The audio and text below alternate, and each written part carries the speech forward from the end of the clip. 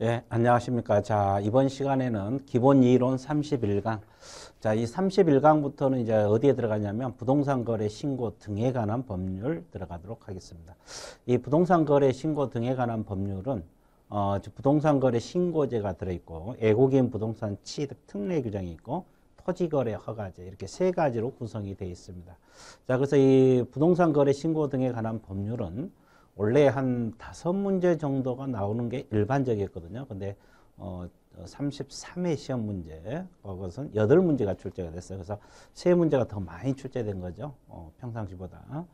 그래서 뭐 출제자에 따라서 이렇게 또 분야별로 비중이 높아질 수도 있고 낮아질 수도 있는데 원래는 한 뭐 5문제 정도 나왔어요. 근데 33회 때 8문제까지 많은 문제가 출제가 됐습니다.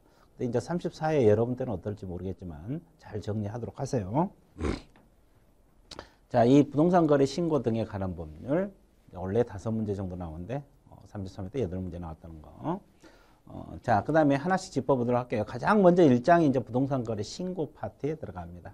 이 부동산 거래 신고가 중요하죠. 그래서 일단은 여기서 이제 뭐 2문제는 꼭꼭 출제가 되고 있는데 많으면 3문제도 나오고 이렇게 잘 정리하시면 되겠습니다.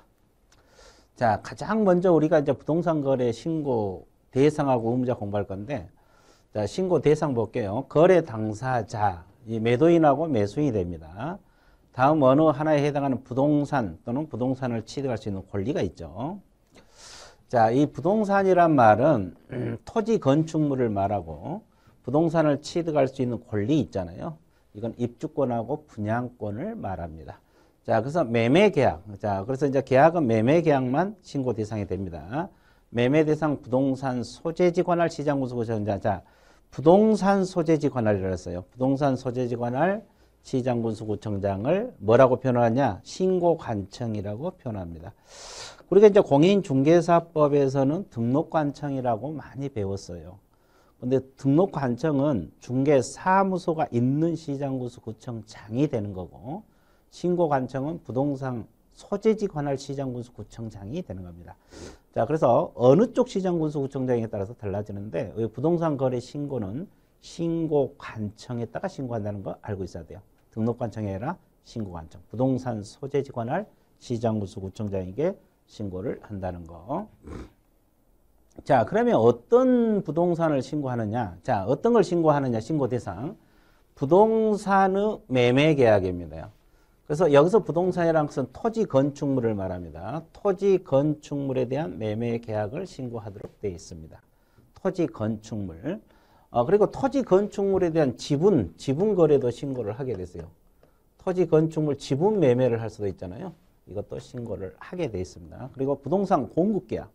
이 부동산에 대한 공급 계약이란 말은 뭐냐면 최초로 분양받는 걸 말합니다. 우리가 이제 분양권 이렇게 전매하는 경우뿐만 아니라 최초로 분양받을 때도 신고를 하라는 거죠. 이걸 부동산 공급계약이라 해요. 이 부동산에 대한 공급계약 이 개념을 익혀두세요. 최초로 분양받을 때. 그리고 다음 어느 하나에 해당한 지매매계약이라 하죠. 그 부동산을 공급받은 자로 선정된 지매매계약도 신고해야 돼요. 그럼 부동산을 공급받은 자로 선정된 지매매계약이 뭐냐? 분양권을 말하거든요.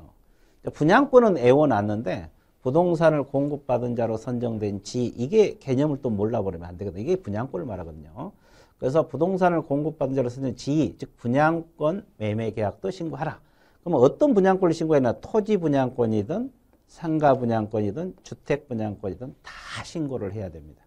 분양권이라고 생겨 다 신고를 하는 거죠. 그리고 도시 및 주거 환경 정비등 관리 처분 계획 인가. 그냥 입주권이 아니라 관리처분 계획 인가를 받은 입주권 또는 사업시행계획 인가를 받은 입주권만 신고 들어가요.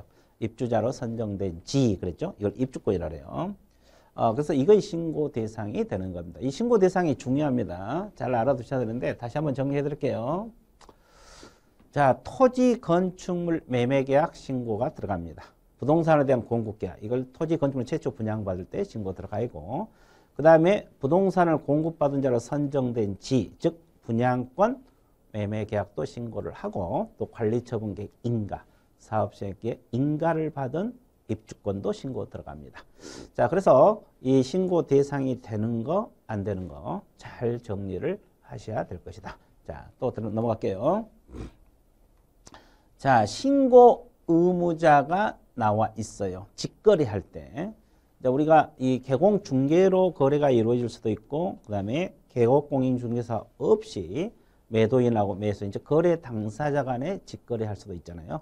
그러면 직거래 했을 때는 누가 신고를 해야 되느냐? 이걸 공부를 해야 되는데, 거래 당사자가 신고를 해야 됩니다. 여기서 거래 당사자는 매도인하고 매수인을 말하죠. 자, 부동산 소재지 관할 시장군수 구청장, 즉 신고관청이죠. 여기다가 공동으로 신고해야 됩니다. 공동으로 신고해야 됩니다. 부동산 거래 신고. 매도인하고 매수인이 공동으로 신고하는 게 원칙. 다만 거래단 일방이 신고를 거부해 볼 수가 있잖아요. 그러면 상대방이 단독으로 신고할 수가 있어요. 상대방이. 그러니까 일방이 신고를 거부하면 다른 일방이 단독으로 신고할 수가 있다. 이때는 단독 신고 사유서가 있거든요. 이거 작성하고 부동산 거래계약서 사본을 첨부를 해야 됩니다. 신고할 수 있다. 또 일방이 국가 등인 경우는 누가 신고해야 되냐? 국가가 신고를 해야 됩니다. 그러니까 이제 매도인이 됐건 매수인이 됐건 국가나 지방자치단체가 될 수도 있잖아요. 그러면 국가 등, 즉 국가가 신고하든 지방자치단체가 신고를 해야지 거래 당사자가 신고한 것은 아니다. 다시 정리할게요. 직거래했을 때는 거래 당사자, 즉 매도인하고 매수인 공동 신고하는 게 원칙. 일방이 신고를 거부하면 다른 일방이 단독으로 신고할 수 있다. 또 계약 당사자 쌍방이나 일방인 국가나 지방자치단체인 경우는 국가 등, 즉 국가나 지방자치단체가 부동산 거래 신고를 하라 이 말입니다. 어디다 합니까요? 신고관청에다 한다. 그러면 신고관청은 어디냐? 부동산 소재지 관할 시장군수 구청장이 된다 이 말입니다. 자, 그 다음에 이 개업공인중개사, 여러분들 이제 앞으로 개업공인중개사 할 거 아닙니까요? 그럼 개업공인중개사가 중개를 했을 때는 누가 신고를 해야 되느냐? 자, 개업공인중개사가 거래계약서를 작성 교부할 때는 당해 개업공인중개사가 신고를 해야 돼요. 그러니까 거래 당사자는 이때 신고 안 합니다. 여기 있잖아요. 거래 당사자는 신고 의무가 없어져요. 왜? 개업공인중개사 다 해주니까. 그래서 중개 보수를 왜 받습니까요? 개공이 이런 거 신고까지 다 해야 돼. 계약서만 쓴 게 아니라. 그리고 이제 보수를 받는 거죠. 그렇게 당연히 해야 되죠. 그래서 개공이 신고를 해야 되고. 자, 개공 공동으로 중개하는 경우 개공 공동으로 신고해야 돼요. 요즘은 거의 다 공동 중개하잖아요. 거의 다 공동 중개를 하고 있잖아요. 그러면 A 개공하고 B 개공하고 같이 공동 중개를 했다면 A 개공, B 개공이 같이 또 신고를 해야 됩니다. 그러죠? 여기도 개공 일방이 거부하면 다른 개공 일방이 단독으로 할 수도 있습니다. 자, 그래서 일단 개업공인중개사가 소개를 하면 개공이 신고하라. 그 다음에 법인이 부동산 거래계약을 체결할 수도 있잖아요. 부동산 거래계약을 체결한 법인도 당연히 부동산 거래계약 신고서를 작성하여 신고를 해야 돼요. 그러니까 법인도 부동산 거래했을 때는 법인도 부동산 거래 신고를 하라 이 말이에요. 개인이든 법인이든 다 신고를 해줘야 된다. 이런 원리가 되는 겁니다. 넘어가도록 할게요. 그러면 이제 우리가 지금 신고만 하라 했지 구체적으로 어떤 것을 신고를 해야 되냐 이걸 공부를 해야 되잖아요. 신고사항이 공통신고사항이 있어요. 이 공통신고사항이란 말은 법인이든 법인 외 개인이든 공통으로 신고할 사항 공부를 해야 되고 또 법인이 주택거래계약을 했을 때 신고할 사항 또 법인 외의자가 주택거래했을 때 신고사항 그 다음에 토지거래했을 때 신고사항이 다 다르거든요. 근데 이제 시간상 우리는 공통신고사항만 공부를 할 겁니다. 여러분 교재는 나머지도 다 서술화되어 있습니다. 근데 여기 우리가 방송 강좌에서는 일단은 공통신고사항만 시간상 공부를 하게 될 겁니다. 이 공통신고사항도 의외로 시험에 자주 나옵니다. 간혹가다 나와요. 뭐 자주는 안 나오지만 간혹가다 나옵니다.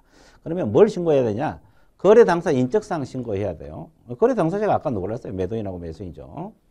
그 다음에 계약 체결일, 자, 중도금 지급일, 잔금 지급 신고해야 됩니다. 자, 이 노란 분필로 해놓은 것은, 노란 색깔로 해놓은 것은 중요하니까 반드시 기억하셔야 돼요.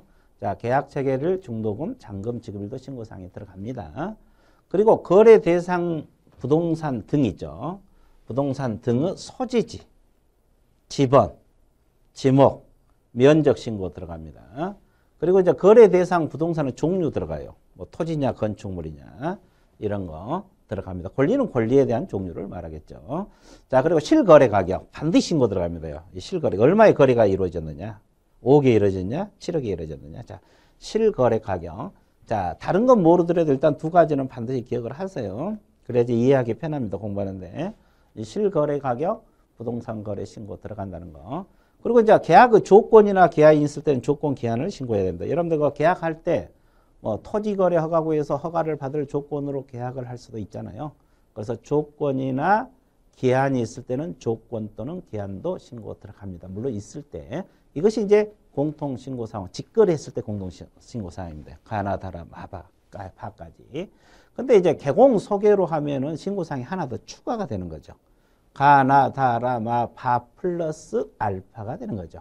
개공이 신고를 했을 때, 중개를 했을 때는 개공 관련 사항이 하나 더 들어간 거죠. 자, 개업공인 중개사가 거래계약서를 작성 교부한 경우는 개업공인 중개사 인적사항이 추가가 되는 거예요.